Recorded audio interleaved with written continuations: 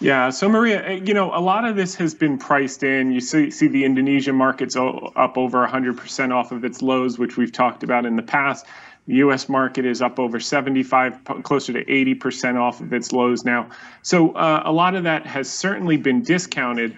But on the flip side, you could see GDP actually exceed expectations. I remember coming on over the summer and saying the U.S. could grow 5 to 6% in 2021, and everyone looked at me like I was crazy. But now that's very, very realistic with all of this stimulus starting to catch up and the vaccination starting to catch up. So it could even be greater. But I will say this, the market has come a long way and it's discounted a lot of this positive news.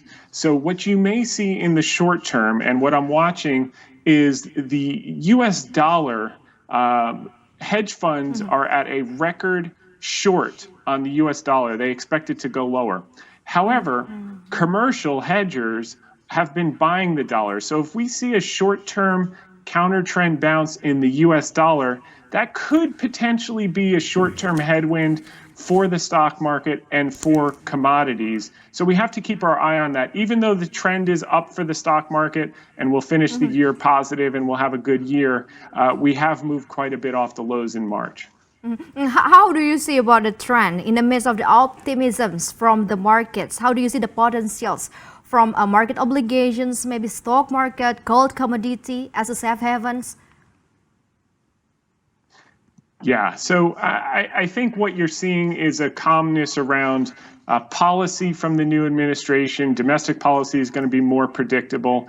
International trade policy, I think, is going to be much more predictable, less volatile, much easier with Asia. So I think that will facilitate global growth. I think that will be a positive thing. And I do see more and more money coming off the sidelines into equities, despite the big move. But I think here in coming weeks, we may see a rest. We may need to digest the big gains that we've had in the last few months, anticipating all the stimulus and anticipating all the good news. So I'm just keeping my eye on the US dollar. If that gains strength in the short term, then might be a short-term headwind for commodities, short-term headwind for the stock market. Let it take a breather, let it digest the big gains, and then I think in the back half we can resume the uptrend and move to new highs before year end.